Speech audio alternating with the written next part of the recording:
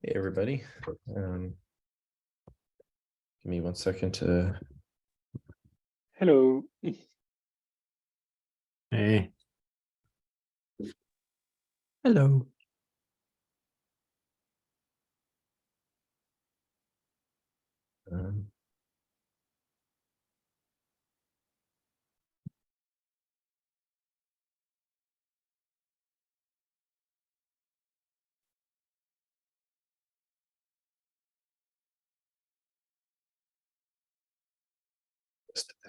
A second.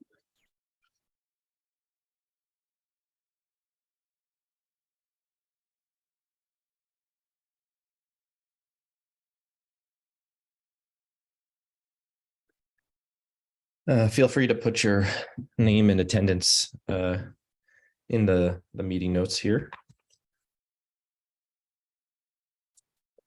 And we'll give it another couple of minutes for folks to join.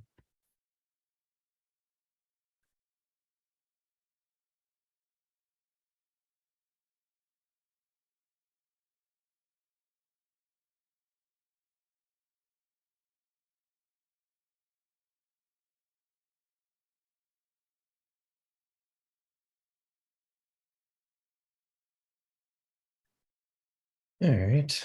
And also, just as a reminder, we don't really still have much of an agenda. I think there's still a lot of discussion about like, hey, where does Fresca fit in to some of the different initiatives that are coming out of OpenSSF, out of the Supply Chain Integrity Working Group. Oh, is that not the right link? Pulled it up, and it's the notes on source dependencies for salsa. Hold on. Oh, I got the right one. Yeah, I got the right one too. Oh, yeah, I don't know, but either way, yeah.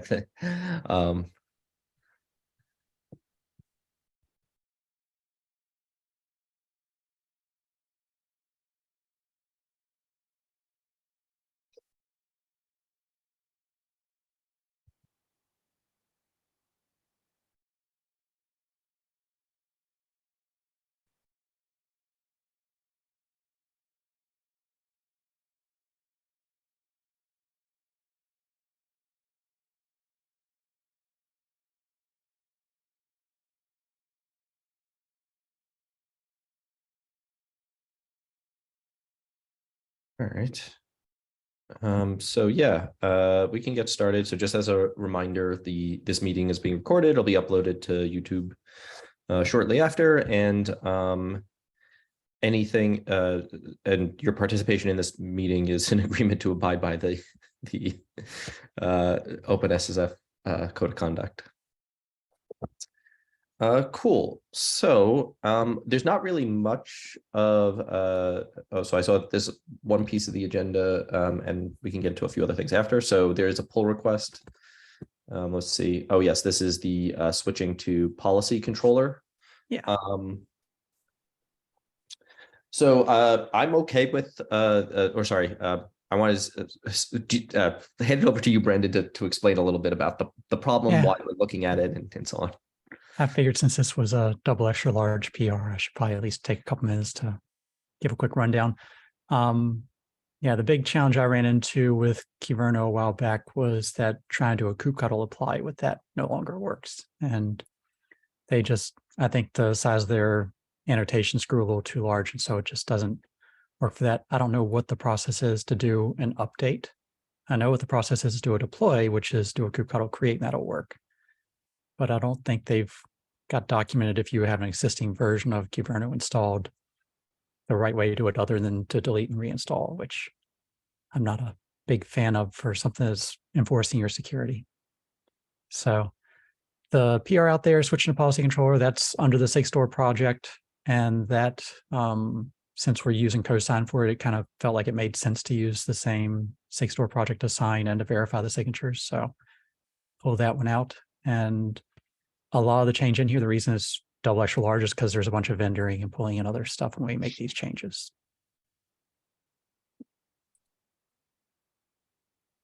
So I haven't looked at the PR, so I apologize if this is a stupid question, but like does it also do what Kyverno is doing in terms of like, and I think it could inspect attestations, right?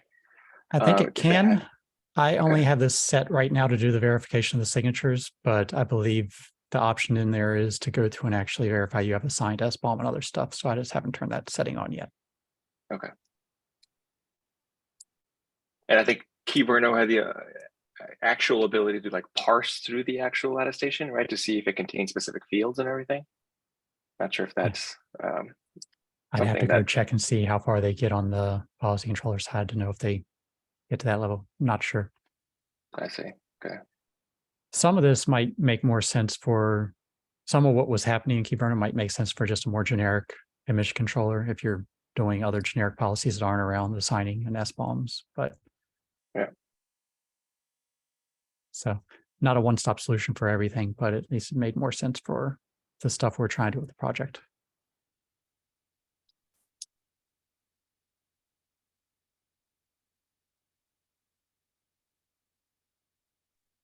So I also wonder, like, because I know we had sort of discussed this sort of thing in the past, and I think when it comes to the policy stuff, that's probably one of the things that's most easily pluggable, potentially. I mean, I think that obviously comes with its own can of worms, plugging any of this sort of stuff, because you still have to, go to the different, let's say, languages or whatever.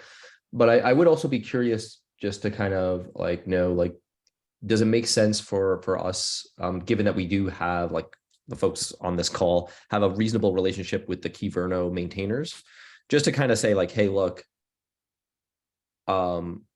this is an issue. This is what we're looking at. Like, hey, not necessarily saying that we don't still continue to sort of move to something like policy controller that's maybe a bit simpler, especially given that, like, we're trying to kind of make this whole thing as simple as humanly possible.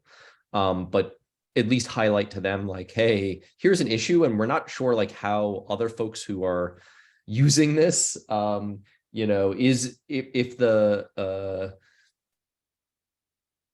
I doubt that at least long term it's going to be sustainable to delete everything, including any security rules and whatever, and then say, okay, we're going to redeploy everything every time we do an upgrade of the actual emission controller. Yeah, they've got their install instructions and they have this called out for various things. So it seems like it's just part of their design. They're expecting everybody to go through that. And it's not necessarily the delete part, but if you're installing with certain tools, they have to set certain flags so it does a create rather than apply. And it's just, I think it's just part of their design right now. Yeah, I know that with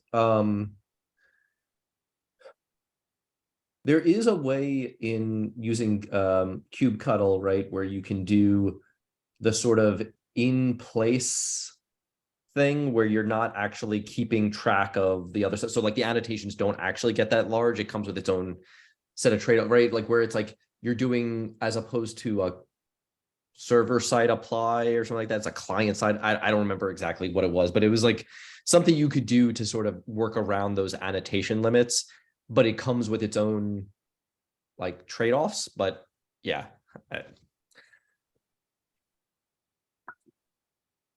Yep. I think there are probably different ways to work around this one. This was just one that I figured I would try out. Yeah. Yeah. Yeah, no problem. And we can also, I changed it to be the default, but we could also make it just an option, let people pick which emission controller they want to use. Yeah. Yeah. Obviously that complicates stuff for us if we build out a framework. That's what I was about to say, is that comes with the downside of now we have to maintain multiple emission controllers on our side. Yeah. I mean, with that said, I think, there's I think it's worthwhile, like, as we try to bring on more maintainers as well, just to kind of see what folks are, because a lot of folks have also said, hey, why are you not using OPA? And, hey, we actually tried to use OPA and there were some issues we ran into. Like, to be clear, there's certain things that work, certain things that didn't work. And so we were like, hey, Kyverno is just kind of the simpler option to start off with. So I think there's like a lot of different ways for us to kind of go with this. I'd be interested in seeing what, use cases there might be, and just sort of saying, hey, we're willing to kind of go with whatever direction the users want, including multiple options. We just also need to understand what those use cases are, as well as who is willing to actually help out here in implementing and maintaining it. Yeah, I think we've had upgrade Kyverno on the list for a while now, and no one's figured out how to do it. Yeah. I think it's still worthwhile to, I'll still reach out to the Kyverno folks just to say, hey, we're running into some issues. We're looking at a couple of different options. Would love to kind of chat through some of that. Yep, sounds good. Cool.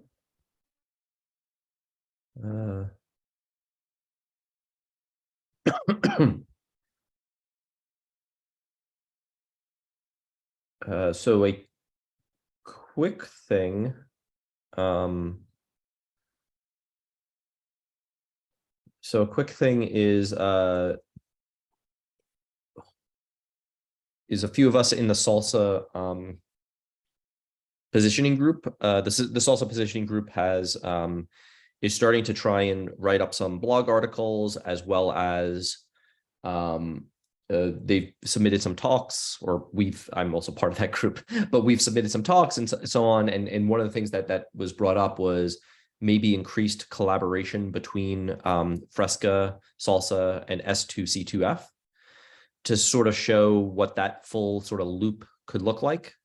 For folks who are not familiar with Salsa and S2C2F, like Salsa is sort of a production side attestation, right? Saying, we don't believe the build has been tampered. So it's a provenance kind of attestation. So, and that's what Fresca is trying to do. Fresca is trying to say, hey, based on everything we believe that the source code led to this artifact, and we believe nothing's been tampered. Not that like you didn't pull in a bad dependency per se, but that if you did pull in a bad dependency and you ran a scan, that we actually believe that you ran a scan that included that, bad dependency, scanning that bad dependency or whatever, as opposed to, what we saw in a couple of like CI compromises where it's like, actually you didn't scan any of the right things. The scanner was pointed to something completely different.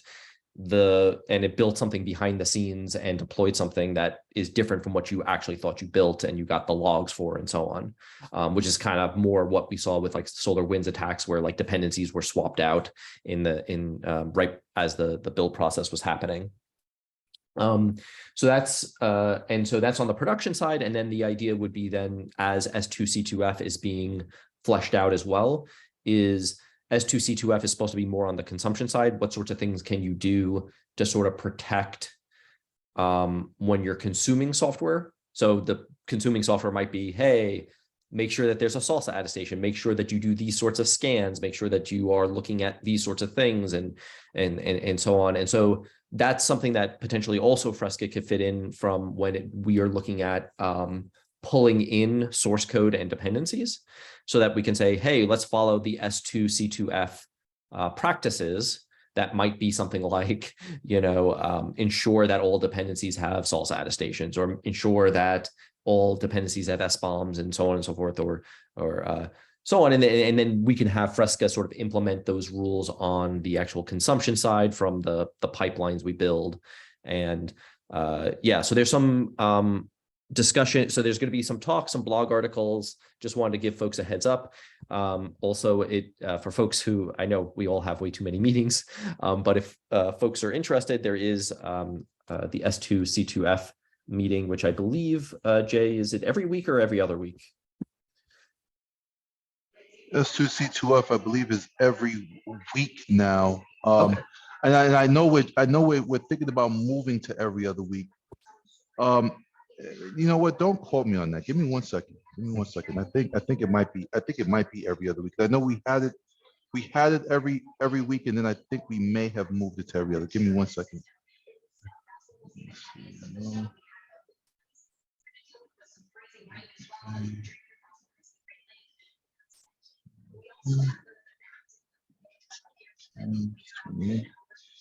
see here.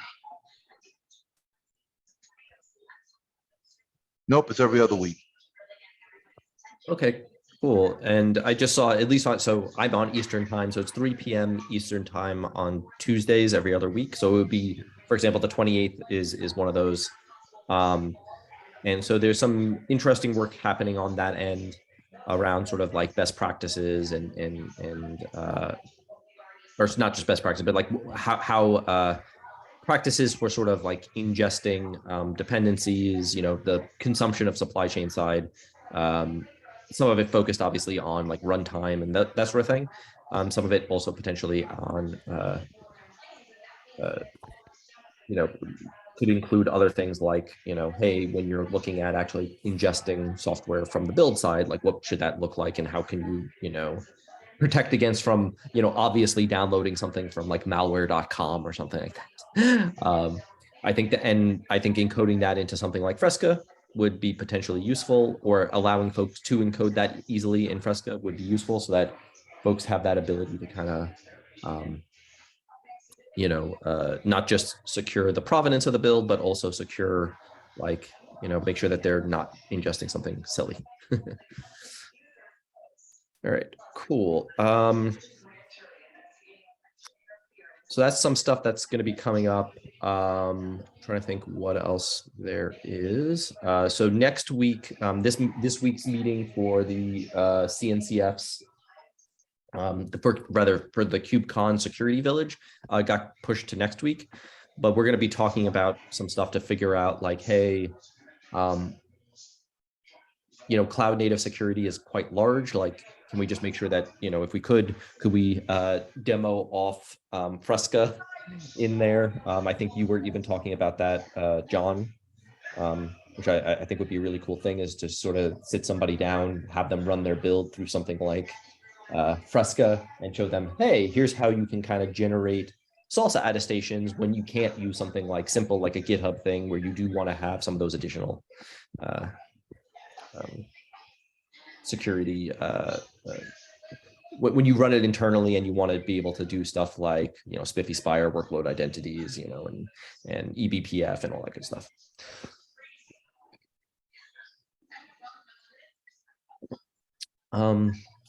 Cool. So I was going to now open it up to other folks to see sort of, once again, we're still looking for maintainers. So if folks know or contributors and maintainers. Oh, just hurry up. So if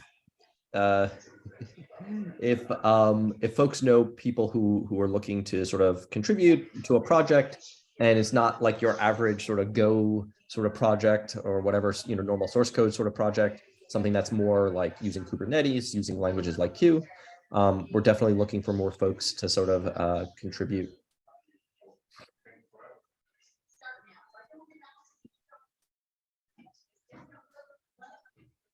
And the same thing goes for folks who are who might know people who are, who can come in with, let's say, their use cases, so that we can better understand, like, are we building something that nobody's going to use? Are we building something that actually, folks have seemed interested in?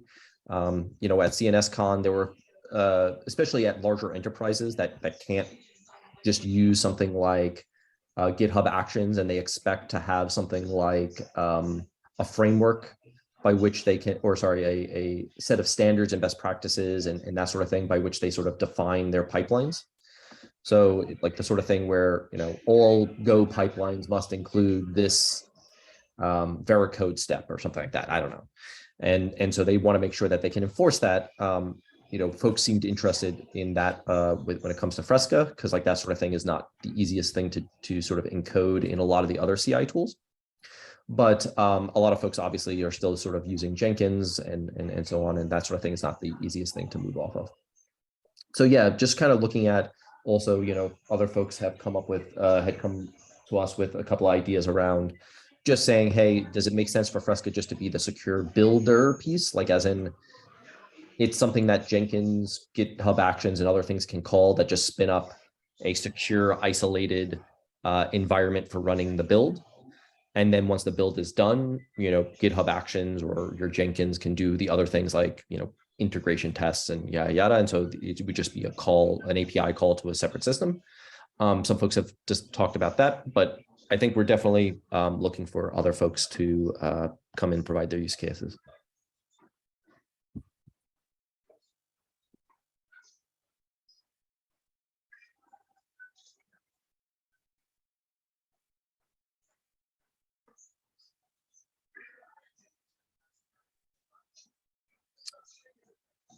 Any other topics? Anything folks wanted to bring up?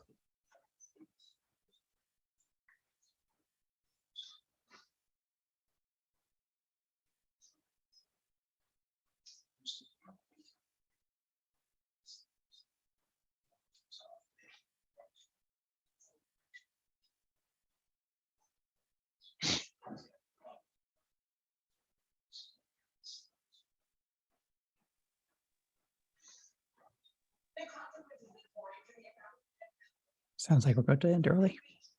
Yep. Okay. We can end early. See you all in a couple of weeks. All right. Good seeing Cheers. everybody. Bye bye. Bye, guys.